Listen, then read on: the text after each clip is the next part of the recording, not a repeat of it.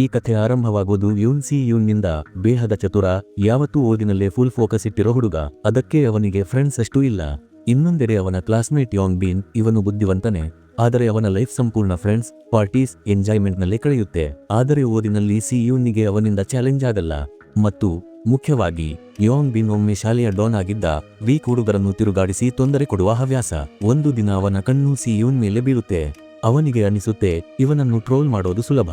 ಆದರೆ ಸಿ ಯೂನ್ ಸಣ್ಣ ಮಟ್ಟದವನು ಅಲ್ಲ. ಅವನ ಕಣ್ಣಿಗೆ ಹಾಕಿ ಜಾಗ್ರತೆ ಇರು ಅಂತ ಹೇಳಿಬಿಡುತ್ತಾನೆ.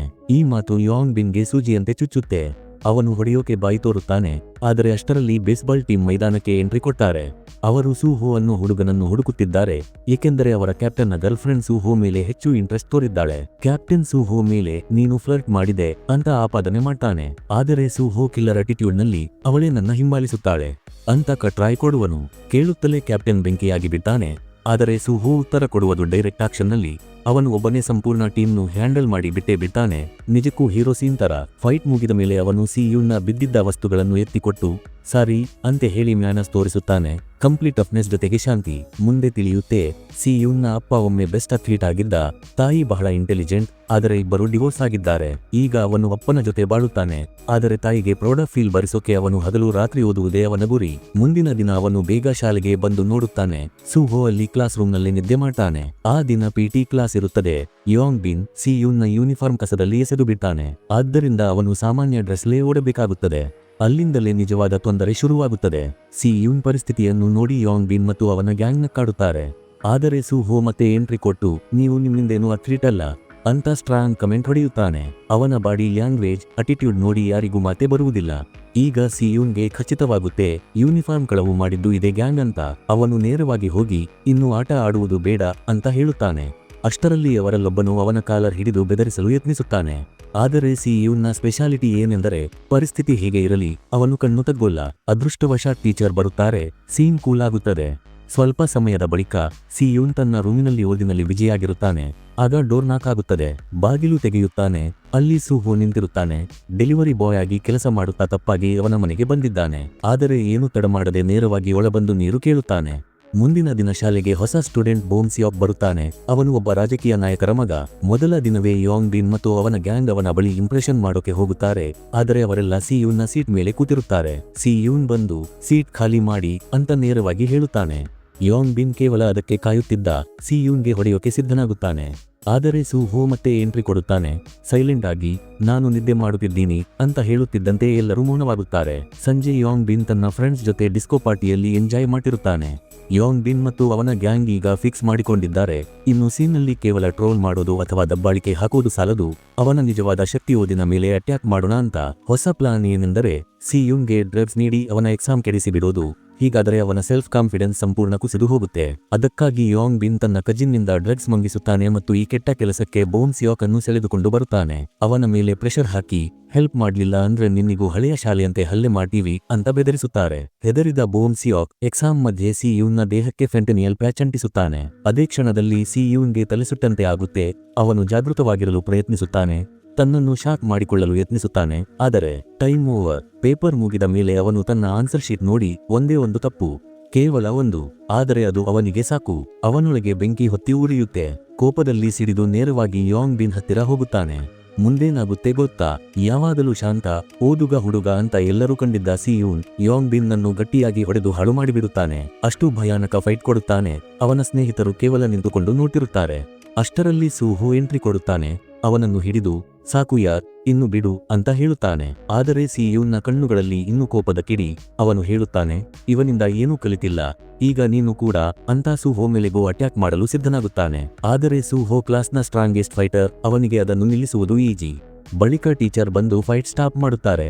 ಈ ಫೈಟ್ನ ಫಲ ಏನೆಂದರೆ ಯಾಂಗ್ ಬಿನ್ನ ಮೂಗೆ ಬ್ರೇಕ್ ಆಗಿಬಿಡುತ್ತೆ. ಅವನ ತಾಯಿ ಶಾಲೆಗೆ ಬಂದು ಡೈರೆಕ್ಟ್ ಆಗಿ ಹೇಳುತ್ತಾಳೆ ಸಿ ಯೂನ್ ಅನ್ನು ಸ್ಕೂಲ್ನಿಂದ ಕಿಕ್ಔಟ್ ಮಾಡಿ. ಆದರೆ ಸಿ ಯೂನ್ ಕೂಲ್ ಆಗಿ ರಿಪ್ಲೈ ಕೊಡುತ್ತಾನೆ, ಮ್ಯಾಮ್ ನಿಮ್ಮ ಮಗನೇ ಸ್ಕೂಲ್ಗೆ ಡ್ರಗ್ಸ್ ತಂದಿದ್ದಾನೆ, ಯಾರನ್ನ ಬಿಟ್ಟು ಹಾಕಬೇಕು ಅಂತ ನೀವು ಡಿಸೈಡ್ ಮಾಡಿ ಅನ್ಕೊಂಡೇ ಪ್ರೂಫ್ ಕೂಡ ತೋರಿಸುತ್ತಾನೆ. ಕೇಳುತ್ತಿದ್ದಂತೆಯೇ ತಾಯಿ ಶಾಕ್ ಚಪ್ಪನೆ ಆಗಿಬಿಡುತ್ತಾಳೆ. ಕೇಸ್ ಅವಳ ಮೇಲೆ ಬಿದ್ದು ಹೋಗೋ ಭಯದಿಂದ ಅವಳು ಯಾವುದೂ ಮಾಡೋದಿಲ್ಲ. ಮುಂದಿನ ದಿನ ಯಾಂಗ್ ಬಿನ್ನ ಗ್ಯಾಂಗ್ ರಿವೆಂಜ್ ಪ್ಲಾನ್ ಮಾಡುತ್ತಾರೆ. ಸಿ ಯೂನ್ಗೆ ಸ್ಕೂಲ್ ನಂತರ ಫೈಟ್ಗೆ ಚಾಲೆಂಜ್ ಕೊಡುತ್ತಾರೆ. ಆದರೆ ಸಿ ಯೂನ್ ನಗುತ್ತಾ ಏಕೆ ಲೇಟು, ಇವಾಗಲೇ ನೋಡೋಣ ಅಂತ ಹೇಳುತ್ತಾನೆ. ಎಲ್ಲರೂ ಬಾತ್ರೂಮ್ಗೆ ಹೋಗುತ್ತಾರೆ. ಸಿ ಯೂನ್ ಡೋರ್ ಲಾಕ್ ಮಾಡಿಬಿಡುತ್ತಾನೆ. ಆದರೆ ಅವನ ಪ್ಲಾನ್ ಫೈಟ್ ಮಾಡುವುದಲ್ಲ, ಇದು ಮೈಂಡ್ ಗೇಮ್. ಅವನು ಕೇವಲ ಅಷ್ಟು ಭಯ ಹುಟ್ಟಿಸುತ್ತಾನೆ, ಮುಂದಿನ ಸಲ ಯಾರು ಅವನ ಮುಂದೆ ಬರಬಾರದು ಅಂತ. ಈ ಸ್ಟ್ರಾಟಜಿ ಸಕ್ಸಸ್ ಆಗುತ್ತದೆ. ಅವನ ಇಮೇಜ್ ಕ್ಲಾಸ್ನಲ್ಲಿ weak but super brainy hero ಆಗಿಬಿಡುತ್ತದೆ. ಈ ನಡುವೆ ಹಾಸ್ಪಿಟಲ್ನಲ್ಲಿ ಯೋಂಗ್ ಬಿನ್ ತನ್ನ ಕಜಿನ್ಗೆ ಫೋನ್ ಮಾಡುತ್ತಾನೆ. ಈಗ ಸಿ ಯೂನ್ನಿಗೆ ಪಾಠ ಕಲಿಸಲು ಅವನನ್ನೇ ಹೈರ್ ಮಾಡಬೇಕು ಅಂತ ನಿರ್ಧಾರ. ಆದರೆ ಇನ್ನೊಂದೆಡೆ ಸಿ ಯೂನ್ ಮತ್ತು ಸು ಹೋನ ನಡುವಿನ ಬಾಂಡ್ ಗಟ್ಟಿಯಾಗುತ್ತಾ ಹೋಗುತ್ತೆ. ಮೊದಲು ಫೈಟ್, ನಂತರ ಮಾತುಕತೆ. ಈಗ ಇಬ್ಬರು ಟೈಮ್ ಒಟ್ಟಿಗೆ ಕಳೆಯುತ್ತಾರೆ. ಸ್ಕೂಲ್ನಲ್ಲಿ ವದಂತಿ ಹಬ್ಬುತ್ತದೆ. ಈಗ ಇಬ್ಬರು ಬೆಸ್ಟ್ ಫ್ರೆಂಡ್ಸ್. ಅಷ್ಟರಲ್ಲಿ ಬೋಮ್ ಸಿಯಾಕ್ ಕೂಡ ಸಿ ಯೂನ್ಗೆ ಹತ್ತಿರ ಬರಲು ಬಯಸುತ್ತಾನೆ. ಆದರೆ ಸಿ ಯೂನ್ ಸ್ಪಷ್ಟವಾಗಿ ಹೇಳುತ್ತಾನೆ, ನನಗೆ ಫ್ರೆಂಡ್ಶಿಪ್ ಡ್ರಾಮಾ ಬೇಡ. ಸ್ಕೂಲ್ನಿಂದ ಹೊರಬರುತ್ತಿರುವಾಗ ಯೋಂಗ್ ಬಿನ್ ಈಗಾಗಲೇ ಕೆಲವು ಗುಂಡಾಗಳ ಜೊತೆ ಸಿ ಯೂನ್ನನ್ನು ಟ್ರಾಪ್ ಮಾಡಿರುತ್ತಾನೆ. ಅವನನ್ನು ಎತ್ತಿಕೊಂಡು ಒಂದು ವೀರಾಣವಾದ ಜಾಗಕ್ಕೆ ಕರೆದೊಯ್ದು ಹಲ್ಲೆ ಮಾಡಲು ತಯಾರಾಗುತ್ತಾರೆ. ಬೋಮ್ ಸಿಯಾಕ್ ಇದನ್ನೆಲ್ಲ ನೋಡುತ್ತಾನೆ ಮತ್ತು ಡೈರೆಕ್ಟ್ ಆಗಿ ಸೂಹೋ ಹತ್ತಿರ ಓಡುತ್ತಾನೆ. ಮೊದಲಿಗೆ ಸೂಹೋ ಹೇಳುತ್ತಾನೆ, ನನಗೆ ಪಂಗ ಬೇಡ. ಆದರೆ ಬೋಮ್ ಸಿಯಾಕ್ ಅವನಿಗೆ ಹಣ ಕೊಡುವ ಆಫರ್ ಮಾಡುತ್ತಾನೆ. ಸೂಹೋ ಒಪ್ಪಿಕೊಂಡು ಇಬ್ಬರು ಸೇರಿ ಸಿ ಯೂನ್ನಿಗೆ ಸೇಫ್ ಮಾಡಲು ಹೊರಡುತ್ತಾರೆ. ಆ ಸಮಯದಲ್ಲಿ ಸಿ ಯೂನ್ ಮೇಲೆ ಅಟ್ಯಾಕ್ ಆಗಿರುತ್ತೆ. ಆದರೆ ಅವನು ತನ್ನ ಬ್ರೈನ್ ಯೂಸ್ ಮಾಡಿ ಪರಿಸ್ಥಿತಿಯನ್ನು ತಿರುಗಿಸುವ ಸ್ಟ್ರಾಟಜಿ ಪ್ಲಾನ್ ಮಾಡುತ್ತಾನೆ. ಅವನ ಪ್ಲಾನ್ ವರ್ಕ್ ಆಗಿ ಒಬ್ಬೊಬ್ಬರನ್ನು ಸ್ಮಾರ್ಟ್ ಆಗಿ ಚಲಾಕಿ ಮೂಸ್ ಹಾಕಿ ಮರಿ ಚಕಮ ಕೊಡೋಕೆ ಶುರು ಮಾಡ್ತಾನೆ. ಆದರೆ ಹಠಾತ್ತನೆ ಯೋಂಗ್ ಬಿನ್ ನ ಕಜಿನ್ ಯಾರು ಮೀರಲಾರದಷ್ಟು ಸ್ಟ್ರಾಂಗ್ ಮತ್ತೆ ಎದ್ದು ಡೆಡ್ಲಿ ಅಟ್ಯಾಕ್ ಮಾಡಲು ಮುಂದಾಗುತ್ತಾನೆ. ಯೋಂಗ್ ಬಿನ್ ಈಗ ಸಂಪೂರ್ಣ ಕಂಟ್ರೋಲ್ ಕಳೆದುಕೊಂಡಿದ್ದ. ಅವನ ಮುಂದಿನ ಟಾರ್ಗೆಟ್ ಏನೆಂದರೆ ಸಿ ಯೂನ್ ನ ಕೈಗಳು. ಹೌದು, ಅವನು ಅವನ ಕೈ ಮುರಿಯಬೇಕು ಅಂತ ಪ್ಲಾನ್ ಮಾಡುತ್ತಾನೆ. ಹೀಗಾದರೆ ಸಿ ಯೂನ್ ಜೀವನದಲ್ಲಿ ಇನ್ನು ಮುಂದೆ ಬರೆಯಲು ಆಗಲ್ಲ, ಓದಲೂ ಆಗಲ್ಲ. ಆದರೆ ಆ ಕ್ಷಣದಲ್ಲೇ ಸಿನಿಮಾದ ಹೀರೋ ಎಂಟ್ರಿಯಂತೆ ಸೂಹೋ ಬಂದು ನಿಂತುಕೊಳ್ಳುತ್ತಾನೆ. ಕೋಪದಿಂದ ಅವನು ಗುಂಡಾಗಳಿಗೆ ನೇರವಾಗಿ ಹೇಳುತ್ತಾನೆ, ಇನ್ನು ಸಾಕು, ಸ್ಟಾಪ್ ಇಟ್ ರೈಟ್ ನಾವ್. ಆದರೆ ಯೋಂಗ್ ಬಿನ್ ನ ಕಜಿನ್ ಸುಮ್ಮನಾಗುವವನಲ್ಲ. ಇದು ಈಗ ಅವನಿಗೆ ಇಜ್ಜತ್ತಿನ ವಿಷಯ. ಮತ್ತು ಅಲ್ಲಿ ಶುರುವಾಗುತ್ತದೆ classic clash, Suho versus Yeong Bin ನ ಕಜಿನ್. ಇಬ್ಬರು ಸ್ಟ್ರಾಂಗ್ ಫೈಟರ್ಸ್, ಆದರೆ ಸೂಹೋನ ಲೆವೆಲ್ ಬೇರೆ. ಇನ್ನು ಇತ್ತ ಉಳಿದ ಗುಂಡಾಗಳು ಸಿ ಯೂನ್ ಮೇಲೆ ಅಟ್ಯಾಕ್ ಮಾಡ್ತಿರುತ್ತಾರೆ. ಆದರೆ ಅಷ್ಟರಲ್ಲಿ ಬೋಮ್ ಸಿಯಾಕ್ ಕೂಡ ಅಲ್ಲಿ ಬಂದು ಅವನಿಗೆ ಬೆಂಬಲ ಕೊಡುತ್ತಾನೆ. ಎಲ್ಲರೂ ತನ್ನ ವಿರುದ್ಧ ನಿಂತಿದ್ದಾರೆ ಅಂದನ್ನು ಕಂಡು ಯೋಂಗ್ ಬಿನ್ ನ ಕಜಿನ್ ಕೈ ಎತ್ತಿ ಬಿಡುತ್ತಾನೆ. ಫೈಟ್ ಮುಗಿತು ಅಂತ ಹೇಳಿ ಅಲ್ಲಿಂದ ಹೊರಟು ಬಿಡುತ್ತಾನೆ. ಯೋಂಗ್ ಬಿನ್ ಅನ್ನು ಅಳವಡಿಸಿ ಸಿ ಯೂನ್ ತನ್ನ ಶಾಂತ ಸ್ವಭಾವ ತೋರಿಸುತ್ತಾ ಗ್ಯಾಂಗ್ಗೆ ಹೇಳುತ್ತಾನೆ, ಸಾಕು, ಇನ್ನು ಬಿಟ್ಟು ಬಿಡಿ ಈ ಎಲ್ಲವನ್ನು. ಆ ಕ್ಷಣದಿಂದಲೇ ಮೂವರು ಸಿ ಯೂನ್, ಸೂಹೋ ಮತ್ತು ಬೋಮ್ ಸಿಯಾಕ್ ನಿಜವಾದ ಸ್ನೇಹಿತರಾಗಿ ಬೆಸೆದುಕೊಳ್ಳುತ್ತಾರೆ. ಸೂಹೋ ಮಸ್ಕರಾಗಿ ಹೇಳುತ್ತಾನೆ, ಫೈಟ್ನಿಂದ ಲೇಟ್ ಆಯ್ತು. ಈಗ ನನ್ನ ಕೆಲಸದಲ್ಲಿ ನಾನೇನಾದರೂ ಮಿಸ್ ಮಾಡಿದ್ದೀನಿ, ಅದನ್ನ ನೀವು ಇಬ್ಬರು ಪೂರೈಸಬೇಕು. ಹೀಗಾಗಿ ಮೂವರು ಒಟ್ಟಿಗೆ ಒಂದು ಸಣ್ಣ ಸ್ಟೋರ್ನಲ್ಲಿ ಕೆಲಸ ಮಾಡುತ್ತಾರೆ. ನಂತರ ಡಿನ್ನರ್ಗೆ ಕುಳಿತುಕೊಳ್ಳುತ್ತಾರೆ. ಅಲ್ಲಿ ಬೋಮ್ ಸಿಯಾಕ್ ಶರ್ಮಿಂದಾಗಿ ಸಿ ಯೂನ್ ಹತ್ತಿರ ಸಾರಿ ಹೇಳುತ್ತಾನೆ. ಆದರೆ ಸಿ ಯೂನ್ ಒಂದು ದೂರು ಸಹ ನೀಡದೆ ಅವನನ್ನು ಕ್ಷಮಿಸುತ್ತಾನೆ. ಆ ಸಮಯದಲ್ಲಿ ತುಂಬಾ ಎಮೋಷನಲ್ ಸೀನ್. ಸೂಹೋ ತನ್ನ ಕೈಯಿಂದಲೇ ಸಿ ಯೂನ್ಗೆ ತಿನ್ನಿಸುತ್ತಾನೆ. ಸಿ ಯೂನ್ಗೆ ಜೀವನದಲ್ಲಿ ಮೊಟ್ಟಮೊದಲು ನಿಜವಾದ ಸ್ನೇಹದ ಅನುಭವ ಆಗುತ್ತದೆ. ಆದರೆ ಕಥೆಯ ಟ್ವಿಸ್ಟ್ ಇನ್ನೂ ಮುಗಿದಿಲ್ಲ. ಆ ಗುಂಡಾಗಳು ಸಿ ಯೂನ್ ಮೇಲೆ ಹಲ್ಲೆ ಮಾಡಿದವರು. ಅವರ ಹಿಂದೆಯೂ ಒಬ್ಬ ಬಾಸ್ ಇದ್ದಾನೆ. ಅವನನ್ನೇ ಎಲ್ಲರೂ ಸೈಕೋ ಅಂತ ಕರೀತಾರೆ. ಅವನು ತನ್ನ ಒಬ್ಬ ಮ್ಯಾನ್ನ ಕೈ ಮುರಿದುಕೊಂಡಂತೆ ಡ್ರಾಮಾ ಮಾಡಿ ಅದನ್ನೇ ಕಾರಣವನ್ನಾಗಿ ಮಾಡಿ 15 ಲಕ್ಷ ಹರ್ಜಾನೆ ಕೇಳುತ್ತಾನೆ. ಈಗ ಇದು ಫೈಟ್ ಅಲ್ಲ, ನೇರವಾಗಿ ಬ್ಲ್ಯಾಕ್ ಮೇಲ್ ಗೇಮ್. ಮುಂದಿನ ಬೆಳಗ್ಗೆ ಮೂವರು ಫ್ರೆಂಡ್ಸ್ ಚಿಲ್ ಮಾಡಲು ಒಟ್ಟಿಗೆ ಸೇರುತ್ತಾರೆ. ಆದರೆ ಸಿ ಯೂನ್ಗೆ ಓದಿಲ್ಲದೆ ಕುಳಿತುಕೊಳ್ಳೋದೇ ಅಸಾಧ್ಯ. ಅವನು ಹೊರಡುತ್ತಾನೆ. ಅಷ್ಟರಲ್ಲಿ ಸೂಹೋ, ಓ ಷರತ್ತು ಹಾಕೋಣ, ಯಾರು ಬೆಸ್ಟ್ ಅಂತ ನೋಡೋಣ ಅಂತ ಹೇಳುತ್ತಾನೆ. ಫನ್ ಗೇಮ್ನಲ್ಲಿ ಸೂಹೋ ಸೋಲುತ್ತಾನೆ. ಸಿ ಯೂನ್ ಖುಷಿಯಿಂದ ಮನೆಗೆ ಹೊರಡುತ್ತಾನೆ. ಮಾರ್ಗ ಮಧ್ಯೆ ಅವನು ಒಮ್ಮೆಲೆ ಆ ಗುಂಡಾಗಳಲ್ಲಿ ಒಬ್ಬನ ತಂಗಿಯನ್ನು ಭೇಟಿಯಾಗುತ್ತಾನೆ. ಅವಳು ಅವನನ್ನು ತಡೆದು, ನಡಿ ಏನಾದರೂ ತಿನ್ನೋಣ ಅಂತ ಹೇಳಿ ಮಸ್ಕರಾಗಿ, ನನಗೆ ರಫ್ ಹುಡುಗರು ಇಷ್ಟ ಅಂತ ಹೇಳಿಬಿಡುತ್ತಾಳೆ. ಸಿ ಯೂನ್ ಗೊಂದಲದಲ್ಲಿದ್ದರೂ ಸಮಯ ಚೆನ್ನಾಗಿ ಕಳೆಯುತ್ತಾನೆ. ಮುಂದಿನ ದಿನ ಯೋಂಗ್ ಬಿನ್ ಸ್ಕೂಲ್ಗೆ ತನ್ನ ಸಾಮಾನು ತೆಗೆದುಕೊಳ್ಳಲು ಬರುತ್ತಾನೆ. ಆದರೆ ಹೋಗುವ ಮೊದಲು ಸಿ ಯೂನ್ಗೆ ಹೇಳುತ್ತಾನೆ, ನನ್ನ ಜೊತೆ ಪಾರ್ಕಿಂಗ್ವರೆಗೂ ಬಾ, ನಾನು ಒಂದು ಡಿಕ್ಲರೇಷನ್ ಕೊಡಬೇಕು, ಅದರಲ್ಲಿ ಫೆಂಟನಿಲ್ ನನ್ನದು ಅಲ್ಲ ಅಂತ ಹೇಳಬೇಕು. ಸಿ ಯೂನ್ ಒಪ್ಪುತ್ತಾನೆ. ಆದರೆ ಅವನಿಗೆ ತಿಳಿದಿರಲಿಲ್ಲ ಇದು ಟ್ರ್ಯಾಪ್ ಅನ್ನೋದು. ಪಾರ್ಕಿಂಗ್ನಲ್ಲಿ ಈಗಾಗಲೇ ಆ ಗ್ಯಾಂಗ್ನ ಬಾಸ್ ಕುಳಿತಿರುತ್ತಾನೆ. ಅವನು ನೇರವಾಗಿ ಹೇಳುತ್ತಾನೆ, ನೀವೆಲ್ಲ ಯೋಂಗ್ ಬಿನ್ ಅನ್ನು ಹೊಡೆದಿದ್ದೀರಾ, ಈಗ ಹರ್ಜಾನೆ 15 ಲಕ್ಷ ಕೊಡಬೇಕು. ಇಲ್ಲ ಅಂದ್ರೆ ಪರಿಸ್ಥಿತಿ ಡೇಂಜರಸ್ ಆಗಿಬಿಡುತ್ತದೆ. ಇನ್ನಿಲ್ಲ ಅಂದ್ರೆ ಕರ್ಸ್ ತಗೊಳ್ಳಬೇಕು. ಅದನ್ನ ಚುಕಾತಿ ಮಾಡಲಿಲ್ಲ ಅಂದ್ರೆ ಜೀವಭರ ಅವನಿಗೆ ಸ್ಲೇವ್ಸ್ ಆಗಿ ಕೆಲಸ ಮಾಡಬೇಕು. ಇದೇ ಅವನ ನಿಜವಾದ ಬಿಸಿನೆಸ್ ಮಾದರಿ. ಜನರನ್ನು ಕರ್ಜಿನಲ್ಲಿ ಸಿಕ್ಕಿಸಿ ಅವರನ್ನೇ ಬಳಸೋದು. ಇನ್ನು ಕೆಲ ದಿನಗಳು ಆ ಗ್ಯಾಂಗ್ ಜನರು ಸಿ ಯೂನ್ ಮತ್ತು ಅವನ ಫ್ರೆಂಡ್ಸ್ ಹಿಂಬಾಲಿಸುತ್ತಾ ಇರುತ್ತಾರೆ. ಇದರಿಂದ ಬೇಸರಗೊಂಡ ಸಿ ಯೂನ್ ತನ್ನ ಹೊಸ ಫ್ರೆಂಡ್ ಜೊತೆ ಮಾತಾಡುತ್ತಾನೆ. ಅವಳು ಸಂಪೂರ್ಣ ಸಿಸ್ಟಮ್ ಎಕ್ಸ್ಪ್ಲೇನ್ ಮಾಡುತ್ತಾಳೆ. ಆ ಬಾಸ್ ಜೊತೆ ಹೋರಾಡೋದಂದ್ರೆ ನಿನ್ನದೇ ನಾಶ. ನಿನ್ನ ಸುಖಕ್ಕಾಗಿ ಹಣ ಕೊಟ್ಟು ಈ ಸೈಕೋನಿಂದ ದೂರ ನಿಲ್ಲು ಅಂತ ಸಲಹೆ ಕೊಡುತ್ತಾಳೆ. ಇನ್ನು ಬೋಮ್ ಸಿಯಾಕ್ ತನ್ನ ಸ್ನೇಹಿತರಿಗಾಗಿ ಏನು ಬೇಕಾದರೂ ಮಾಡಲು ತೀರ್ಮಾನಿಸಿ ತನ್ನ ಅಪ್ಪನ ಗಡಿಯಾರ ಕದ್ದುಕೊಂಡು ಅದನ್ನು ಮಾರಾಟ ಮಾಡಿ 15 ಲಕ್ಷ ಹಣ ವ್ಯವಸ್ಥೆ ಮಾಡುತ್ತಾನೆ. ಆದರೆ ಪೈಸಾ ಕೊಡುವುದೇ ಸೊಲ್ಯೂಷನ್ ಆಗುತ್ತದೆಯಾ? ಸಿ ಯೂನ್ನ ಪ್ಲಾನಿಂಗ್ ಈಗ ಅಂತಿಮ ಹಂತದಲ್ಲಿತ್ತು. ಬೋಮ್ ಸಿಯಾಕ್ ಹಣ ಜಮಾ ಮಾಡಿದ ಮೇಲೆ ಮೂವರು ಸ್ನೇಹಿತರು ಡಿಸೈಡ್ ಮಾಡುತ್ತಾರೆ, ಈ 15 ಲಕ್ಷ ಹಣ ಕೊಡುವುದಲ್ಲ, ಡೈರೆಕ್ಟ್ ಆಗಿ ಪೊಲೀಸ್ಗೆ ಇನ್ಫಾರ್ಮ್ ಮಾಡಿ ಈ ಗ್ಯಾಂಗ್ನ ಆಟವೇ ಮುಗಿಸಿಬಿಡಬೇಕು. ಏಕೆಂದರೆ ಒಮ್ಮೆ ಹಣ ಕೊಟ್ಟರೆ ಇನ್ನು ಯಾವತ್ತೂ ಇವರಿಂದ ತಪ್ಪಿಸಿಕೊಳ್ಳಲಾಗದು. ಸಿಯೂನ್ ಹೇಳುತ್ತಾನೆ, ನಾನು ಸಾಕ್ಷಿಗಳ ಲೊಕೇಶನ್ ಟ್ರೇಸ್ ಮಾಡಿದ್ದೇನೆ. ಅವು ಗ್ಯಾಂಗ್ ಲೀಡರ್ನ ಮನೆಯಲ್ಲಿ ಇವೆ. ಕೇವಲ ಪೊಲೀಸಲ್ಲಿ ಬಂದರೆ ಸಾಕು. ಈ ಮಿಷನ್ನ ಮೊದಲ ಹಂತವನ್ನು ಸೂಹೋ ಶುರು ಮಾಡಬೇಕಿತ್ತು. ಅವನು ಮೊದಲು ಕ್ರಿಮಿನಲ್ನ ಗ್ಯಾಂಗ್ನಲ್ಲಿ ಪ್ರವೇಶಿಸಿ ತನ್ನ ಬೆಟ್ಟಿಂಗ್ ಆ್ಯಪ್ ಐಡಿಯಾ ಮಾರಾಟ ಮಾಡುವಂತೆ ಆಕ್ಟ್ ಮಾಡಬೇಕು. ಹೀಗಾಗಿ ಅವನ ನಂಬಿಕೆ ಗೆದ್ದುಕೊಳ್ಳಬಹುದು. Plan start. ಸೂಹೋ ಅವನಿಗೆ ಹೇಳುತ್ತಾನೆ, ನಿನ್ನ ಆಪ್ ಬಗ್ಗೆ ನನಗೆ ಎಲ್ಲ ಗೊತ್ತು. ನನ್ನ ಬಳಿ ಒಂದು ಬಿಗ್ ಆಫರ್ ಇದೆ. ಪೂರಾ ಸ್ಕೂಲ್ನು ಜೂಜಿನ ಅಡ್ಡಿಯಾಗಿಸೋ ಪ್ಲಾನ್. ಕ್ರಿಮಿನಲ್ ಇದನ್ನು ಕೇಳಿ ಅಷ್ಟು ಖುಷಿಪಡುತ್ತಾನೆ. ಸೂಹೋವನ್ನು ತನ್ನ ಗ್ಯಾಂಗ್ಗೆ ಸೇರಿಸೋಕೆ ಸಿದ್ಧನಾಗುತ್ತಾನೆ. ಅತ್ತ ಸಿಯೂನ್ನ ಫ್ರೆಂಡ್ ಹುಡುಗಿ ಸರಿಯಾದ ಲೊಕೇಶನ್ ಶೇರ್ ಮಾಡುತ್ತಾಳೆ. ಹೀಗಾಗಿ ಅವನು ಪೊಲೀಸ್ನು ಕರೆದುಕೊಂಡು ಬರಬಹುದು. ಆದರೆ ಬೋಮ್ ಸಿಯಾಕ್ ಗೊಂದಲದಲ್ಲಿ ಮುಳುಗಿರುತ್ತಾನೆ. ಇದು ತುಂಬಾ ರಿಸ್ಕ್ ಅಂತ ಭಯಪಟ್ಟು ನೇರವಾಗಿ ಹಣ ಹಿಡಿದು ಗುಂಡಾಗಳ ಹತ್ತಿರ ಹೋಗಿಬಿಡುತ್ತಾನೆ. ಇಲ್ಲೇ ವಿಷಯ ಮುಗಿಯಲಿ ಅಂತ. ಆದರೆ ಈಗ ಅಷ್ಟರಲ್ಲೇ ತುಂಬಾ ಲೇಟ್ ಆಗಿತ್ತು. ಸೂಹೋ ಗ್ಯಾಂಗ್ ಅಡ್ಡಿಗೆ ಬಂದಾಗ ಲೀಡರ್ ಅವನ ಮಾತಿಗೆ ಡೌಟ್ ಪಡುತ್ತಾನೆ ಮತ್ತು ಹಠಾತ್ತನೆ ಹಿಂಬದಿಯಿಂದ ಅಟ್ಯಾಕ್ ಮಾಡಿಬಿಡುತ್ತಾನೆ. ಅವನ ಫೋನ್ ಚೆಕ್ ಮಾಡುತ್ತಿದ್ದಂತೆಯೇ ಸಿಯೂನ್ ಪೊಲೀಸ್ ಜೊತೆ ಬರ್ತಿದ್ದಾನೆ ಅನ್ನೋದನ್ನು ಕಂಡುಕೊಳ್ಳುತ್ತಾನೆ. ಕೂಡಲೇ ತನ್ನ ಜನರಿಗೆ ಆದೇಶ ಕೊಡುತ್ತಾನೆ, ಸಾಕ್ಷಿಗಳನ್ನೆಲ್ಲ ಸುಟ್ಟು ಹಾಕಿ ಓಡೋಕೆ ರೆಡಿಯಾಗಿ. ಅಷ್ಟರಲ್ಲಿ ಬೋಮ್ ಸಿಯಾಕ್ ಬಂದು ಬಿಡುತ್ತಾನೆ, ಹಣ ಹಿಡಿದು. ಆದರೆ ಹಣ ಈಗ ಫುಲ್ ಬೇಕಾರ್. ಅವರ ಜೀವವೇ ಡೇಂಜರ್ನಲ್ಲಿ ಇತ್ತು. ಸಿಯೂನ್ ಪೊಲೀಸ್ ಜೊತೆ ಅಲ್ಲಿ ಬಂದಾಗ ಜಾಗ ಸಂಪೂರ್ಣ ಖಾಲಿ. ಪೊಲೀಸ್ಗೆ ಅನಿಸುತ್ತದೆ ಇದು ಫಾಲ್ತು ಡ್ರಾಮಾ. ಅವರು ಕೋಪದಿಂದ ಹೊರಟು ಹೋಗುತ್ತಾರೆ. ಆದರೆ ಸಿಯೂನ್ ತೊರೆಯುವವನು ಅಲ್ಲ. ಅವನು ಒಳಗೆ ಪ್ರವೇಶಿಸಿದಾಗ ಸಾಕ್ಷಿಗಳೇ ಉಳಿದಿರಲಿಲ್ಲ. ಆ ವೇಳೆಗೆ ಅವನ ಫ್ರೆಂಡ್ ಕಾಲ್ ಮಾಡಿ ಹೇಳುತ್ತಾಳೆ, ಎಲ್ಲರೂ ಈಗ ಅಸಲಿ ಬಾಸ್ ಹತ್ತಿರ ಹೋಗ್ತಿದ್ದಾರೆ ಎಂದು ಲೊಕೇಶನ್ ಕಳುಹಿಸಿ ಎಚ್ಚರಿಕೆ ಕೊಡುತ್ತಾಳೆ. ಪೊಲೀಸ್ ಟೈಮ್ಗೆ ಬರಲಿಲ್ಲ ಅಂದ್ರೆ ನಮ್ಮ ಜೀವ ಹೋಗಬಹುದು. ಅಲ್ಲಿ ಯೋಂಗ್ ಬಿನ್ನ ಕಜಿನ್ ಈಗಾಗಲೇ ಕ್ರಿಮಿನಲ್ ಬಾಸ್ ಎದುರು ನಿಂತಿದ್ದ. ಅವನು ಹೇಳುತ್ತಾನೆ, ಸಾಕು, ಇನ್ನು ಇದು ಮುಗಿಸಿ ಬಿಡು. ಆದರೆ ಬಾಸ್ ಸಂಪೂರ್ಣ ಪೈಸೋ ಮೋಡ್ನಲ್ಲಿ ಅವನು ಅವನ ಮೇಲೆ ಹಲ್ಲೆ ಶುರು ಮಾಡುತ್ತಾನೆ. ಅಷ್ಟರಲ್ಲಿ ಯೋಂಗ್ ಮಧ್ಯೆ ನಿಂತು ಸ್ಟಾಪ್ ಅಂತ ಕರೆದರು. ಬಾಸ್ ಇನ್ನೂ ಪಾಗಲ್. ಅವನು ತನ್ನ ಜನರಿಗೆ ಆದೇಶ ಕೊಡುತ್ತಾನೆ, ಯೋಂಗ್ ಅನ್ನು ಕೊಲ್ಲಿಬಿಡಿ. ಅಷ್ಟರಲ್ಲಿ ಒಂದು ಭಯಾನಕ ಆದೇಶ ಕೊಡುತ್ತಾನೆ, ನಮ್ಮ ಗ್ಯಾಂಗ್ನ ಚಿಕ್ಕ ಹುಡುಗ, ನೀನೇ ಹತ್ಯೆ ಮಾಡು. ನೀನು ಮೈನರ್ ಆದ್ದರಿಂದ ಜೈಲಿಗೆ ಹೋಗೋದಿಲ್ಲ. ಬಾಸ್ ಈಗ ಸೂಹೋನನ್ನು ಕೊಲ್ಲಲು ತಯಾರಾಗುತ್ತಾನೆ. ಆದರೆ ಕಜಿನ್ ಎದ್ದು ನಿಂತು ಚಾಲೆಂಜ್ ಹಾಕುತ್ತಾನೆ, ಒಂದು ಫೈನಲ್ ಫೈಟ್. ನಾನು ಗೆದ್ದರೆ ನಾನು ಹೊಸ ಬಾಸ್. ಫೈಟ್ ಶುರುವಾಗುತ್ತದೆ. ಬ್ರೂಟಲ್, ರಾ, ಡೆಡ್ಲಿ. ಆದರೆ ಕ್ರಿಮಿನಲ್ ಸೋಲುತ್ತಿದ್ದಂತೆ ಅವನು ಚೂರಿ ತೆಗೆದು ಕಜಿನ್ ಮೇಲೆ ಹೊಡೆದು ಅವನನ್ನು ಗಂಭೀರವಾಗಿ ಗಾಯಗೊಳಿಸುತ್ತಾನೆ. ಇದನ್ನು ಕಂಡು ಯೋಂಗ್ನ ಸಹನೆ ಮುರಿದು ಹೋಗುತ್ತದೆ. ಅವಳು ಚೂರಿ ಹಿಡಿದು ಬಾಸ್ನು ಬೆದರಿಸುತ್ತಾಳೆ. ಆದರೆ ಬಾಸ್ ಕುತಂತ್ರಿ. ಅವನು ಚೂರಿ ಕಸಿದುಕೊಂಡು ಅವಳ ಮೇಲೆ ದಾಳಿ ಮಾಡಲು ತಯಾರಾಗುತ್ತಾನೆ. ಅಷ್ಟರಲ್ಲಿ ಹೊರಗೆ ಪೊಲೀಸ್ ಸೈರನ್ ಶಬ್ದ. Masala hero entry. ಸಿಯೂನ್. ಅವನು ನೇರವಾಗಿ ಹೇಳುತ್ತಾನೆ, ಪೊಲೀಸ್ ಬಂದಿದ್ದಾರೆ, ಈಗ ಓಡಿ ಬಚಾವ್ ಮಾಡಿ. ಅವನು ಸೂಹೋ ಮತ್ತು ಬೋಮ್ ಸಿಯಾಕ್ ಅನ್ನು ಫ್ರೀ ಮಾಡುತ್ತಾನೆ. ಎಲ್ಲರೂ ಹೊರಡುವಾಗ ಶಾಕ್ ಆಗುತ್ತಾರೆ. ಇದು ನಿಜವಾದ ಪೊಲೀಸ್ ಅಲ್ಲ, ಕೇವಲ ಫೇಕ್ ಅಲಾರ್ಮ್. ಎಲ್ಲರೂ ಗಾಬರಿಗೊಂಡು ನಿಲ್ಲುತ್ತಾರೆ. ಮತ್ತೆ ಫೈಟ್ ರೌಂಡ್ ಶುರು. ಕ್ರೂರ ಹೋರಾಟ. ಎಲ್ಲರೂ ತೊಡಗುತ್ತಾರೆ. ಕಜಿನ್ ತನ್ನ ಗಾಯಗೊಂಡ ಫ್ರೆಂಡ್ಸ್ನು ರಕ್ಷಿಸಿ ಓಡಿಸಲು ಪ್ರಯತ್ನಿಸುತ್ತಾನೆ. ಅಷ್ಟರಲ್ಲಿ ಅಸಲಿ ಪೊಲೀಸ್ ಕೂಡ ಬರುತ್ತಾರೆ. ಒಂದು ಭಾರೀ ವಾರ್ನಿಂಗ್ ಶಾಟ್ ಹೊಡೆದು ಸಂಪೂರ್ಣ ಅಂಬಿಯನ್ಸ್ ಜಾಮ್. ಆದರೆ ಆ ಸೈಕೋ ಬಾಸ್ ಈಜಿಯಾಗಿ ಸೋಲುವವನು ಅಲ್ಲ. ಅವನು ಒಬ್ಬ ಹುಡುಗನನ್ನೇ ಶೀಲ್ಡ್ ಆಗಿ ಬಳಸಿ ಅಲ್ಲಿಂದ ತಪ್ಪಿಸಿಕೊಂಡು ಹೋಗುತ್ತಾನೆ. ಸಿಯೂನ್ಗೆ ಗೊತ್ತಿತ್ತು, ಈಗಲೇ ಆ ಗ್ಯಾಂಗ್ ಲೀಡರ್ನು ನಿಲ್ಲಿಸದೇ ಇದ್ದರೆ ಅವನು ಮತ್ತೆ ಹಿಂತಿರುಗಿ ರಿವೆಂಜ್ ತಗೊಳ್ಳೋದು ಪಕ್ಕ. ಆದ್ದರಿಂದ ಅವನು ಹಿಂಬಾಲಿಸಿ ಹಿಡಿದು ಬಿಡುತ್ತಾನೆ. ಆದರೆ ಎದುರಾಳಿ ತುಂಬಾ ಸ್ಟ್ರಾಂಗ್. ಅದೃಷ್ಟವಶಾತ್ ಸೂಹೋ ಕೂಡ ಅದೇ ವೇಳೆಗೆ ಎಂಟ್ರಿ ಕೊಡ್ತಾನೆ. ಅವನು ಲೀಡರ್ಗೆ ಹೇಳುತ್ತಾನೆ, ಇನ್ನು ಸಾಕು, ನೀನೇ ಪೊಲೀಸರಿಗೆ ಸರೆಂಡರ್ ಆಗು. ಆದರೆ ಲೀಡರ್ ಒಪ್ಪೋದಿಲ್ಲ. ಅಲ್ಲಿಂದ ಶುರುವಾಗುತ್ತದೆ ತ್ರಿಕೋನ ಕಾಳಗ. ಸೂಹೋ ಶಕ್ತಿ ಜಾಸ್ತಿ ಇದ್ದರೂ ಲೀಡರ್ನ ಸ್ಪೀಡ್ ಮತ್ತು ಟ್ರಿಕ್ಸ್ ತುಂಬಾ ಡೇಂಜರಸ್ ಆಗಿತ್ತು. ಅವನು ಸೂಹೋನನ್ನು ಆಲ್ಮೋಸ್ಟ್ ಫಿನಿಶ್ ಮಾಡ್ತಾನೆ. ಆದರೆ ಆ ಕ್ಷಣಕ್ಕೆ ಸಿಯೂನ್ ಮರುಕಳಿಸಿ ಇಬ್ಬರು ಸೇರಿ ಲೀಡರ್ನು ಕೆಡವಿ ಬಿಡುತ್ತಾರೆ. ಇನ್ನೊಂದೆಡೆ ಕಜನ್ ಪೊಲೀಸರಿಗೆ ತಾನೇ ಸರೆಂಡರ್ ಆಗುತ್ತಾನೆ. ಹಾಗೆಂದರೆ ಬಾಕಿ ಫ್ರೆಂಡ್ಸ್ ಎಸ್ಕೇಪ್ ಆಗಬಹುದು. ರಾತ್ರಿ ಹೊತ್ತಿಗೆ ಪೊಲೀಸರಿಗೆ ಸಾಕಷ್ಟು ಎವಿಡೆನ್ಸ್ ಸಿಕ್ಕಿಬಿಡುತ್ತದೆ ಮತ್ತು ಗ್ಯಾಂಗ್ನ ಎಲ್ಲರನ್ನೂ ಒಬ್ಬೊಬ್ಬರಾಗಿ ಅರೆಸ್ಟ್ ಮಾಡುತ್ತಾರೆ. ಸಿಯೂನ್ ಮತ್ತು ಅವನ ಫ್ರೆಂಡ್ಸ್ ಕೂಡ ಸ್ಟೇಷನ್ಗೆ ಬಂದು ಸ್ಟೇಟ್ಮೆಂಟ್ ಕೊಡುತ್ತಾರೆ. ಆದರೆ ಶಾಕಿಂಗ್ ವಿಷಯವೇನೆಂದರೆ ಗಾರ್ಡಿಯನ್ಗಳನ್ನು ಕರೆಸದೆ ಅವರನ್ನು ಬಿಟ್ಟುಕೊಡುತ್ತಾರೆ. ಒಂದೇ ಷರತ್ತು, ಈ ವಿಷಯ ಯಾರಿಗೂ ಹೇಳಬೇಡಿ. ಇದು ಬೋಮ್ ಸಿಯಾಕ್ ನ ತಂದೆಯ ಕಾರಣದಿಂದಾಗಿ ಸಾಧ್ಯವಾಯಿತು. ಅವರು ದೊಡ್ಡ ಕಾಂಗ್ರೆಸ್ ಲೀಡರ್. ತಮ್ಮ ಪೊಲಿಟಿಕಲ್ ಇಮೇಜ್ ಉಳಿಸಿಕೊಳ್ಳಲು ಎಲ್ಲಾ ಮುಸುಕಾಗಿಸಿ ಬಿಟ್ಟಿದ್ದರು. ಆದರೆ ಹೊಸ ಟ್ವಿಸ್ಟ್, ಬೋಮ್ ಸಿಯಾಕ್ ಆ ಕ್ರಿಮಿನಲ್ನು ಭೇಟಿ ಮಾಡಲು ಹೋಗುತ್ತಾನೆ. ಅಲ್ಲಿ ಸೆಕ್ರೆಟರಿ ಹೇಳುತ್ತಾನೆ, ನಿನ್ನ ಅಪ್ಪನ ಆರ್ಡರ್, ರಿವೆಂಜ್ ತಗೋಬೇಕು. ಅವನು ಹೇಗೆ ಹೊಡೆಯಬೇಕು ಎಂದು ಕಲಿಸುತ್ತಾನೆ. ಆದರೆ ಬೋಮ್ ಸಿಯಾಕ್ನಿಂದ ಆಗೋದಿಲ್ಲ. ಅವನು ಕನ್ಫ್ಯೂಸ್ಡ್ ಆಗಿ ಕೊಠಡಿಯಿಂದ ಹೊರಟು ಬಿಡುತ್ತಾನೆ.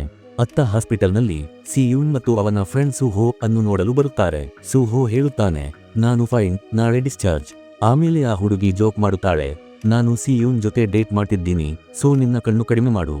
ಆದರೆ ಸೂಹೋ ಸ್ಟ್ರೈಟ್ ಹೇಳುತ್ತಾನೆ, ಅಂಥದ್ದೇನಿಲ್ಲ. ಮನೆಗೆ ಹೋದ ಸಿಯೂನ್ ಯಾರೂ ಇಲ್ಲ ಅಂತ ನೋಡಿ ಮತ್ತೆ ಹಾಸ್ಪಿಟಲ್ಗೆ ಹಿಂದಿರುಗಿ ಎಲ್ಲರಿಗೂ ಫುಡ್ ತರುತ್ತಾನೆ. ಅದಕ್ಕೆ ಸೂಹೋ ಹೆದರಿ, ಅಯ್ಯೋ, ನೀನು ನನಗೆ ಭಯ ತರ್ತೀಯಾ? ಯಾರು ಇಷ್ಟು ಗೂಡಾಗಿರ್ತಾರೆ ಅಂತ ಹೇಳುತ್ತಾನೆ. ಸಿಯೂನ್ ಮಾತ್ರ ನಗು ಮಾಡುತ್ತಾನೆ. ಆದರೆ ಬೋಮ್ ಸಿಯಾಕ್ನ ಲೈಫ್ ದಿನದಿಂದ ದಿನಕ್ಕೆ ಹದಗೆಡುತ್ತಿತ್ತು. ಅವನ ಮೇಲೆ ಬ್ರೂಟಲ್ ಅಸಾಲ್ಟ್ ನಡೆಯುತ್ತಿತ್ತು. ಅವನ ತಂದೆ ಎನ್ನಿಸಿಕೊಂಡಿದ್ದ ಕಾಂಗ್ರೆಸ್ ಲೀಡರ್ ಅವನ ನಿಜವಾದ ಅಪ್ಪನೇ ಅಲ್ಲ, ಪೊಲಿಟಿಕಲ್ ಇಮೇಜ್ಗಾಗಿ ಅಡಾಪ್ಟ್ ಮಾಡಿಕೊಂಡಿದ್ದ, ಈಗ ಮೃಗಗಳಿಗಿಂತ ಕೆಟ್ಟ ಟ್ರೀಟ್ ಮಾಡ್ತಿದ್ದ. ಮುಂದಿನ ದಿನ ಶಾಲೆಯಲ್ಲಿ ಬೋಮ್ ಸಿಯಾಕ್ ಹೀರೋ ಆಗಿ ಬಿಡುತ್ತಾನೆ. ಎಲ್ಲರಿಗೂ ಗೊತ್ತಾಗಿತ್ತು ಗ್ಯಾಂಗ್ ಅರೆಸ್ಟ್ ಆಗಿದ್ದು ಅವನ ಕಾರಣಕ್ಕೆ. ಆದರೆ ಫ್ರೆಂಡ್ ಸಿಯಾಂಗ್ ಬಗ್ಗೆ ಹೇಳಿದಾಗ ಅವನಿಗೆ ಅನ್ನಿಸುತ್ತಿತ್ತು ಸೋಲಿ ಅವಳು ತನ್ನನ್ನು ರಿಪ್ಲೇಸ್ ಮಾಡ್ತಿದ್ದಾಳೆ ಅಂತ. ಸು ಹೋನ ಇನ್ಸ್ಟಾಗ್ರಾಮ್ ನೋಡಿದಾಗ ಅವನಿಗೆ ಇನ್ನೂ ಜಾಸ್ತಿ ಜಲಸಿ ಆಗಿಬಿಡುತ್ತಿತ್ತು. ಆಮೇಲೆ ಅವನಿಗೆ ಗೊತ್ತಾಗುತ್ತದೆ ಸು ಹೋನ ಬರ್ತ್ಡೇ ಬರ್ತಿದೆ, ಯೋಂಗ್ ಪಾರ್ಟಿ ಪ್ಲಾನ್ ಮಾಡುತ್ತಿದ್ದಾಳೆ.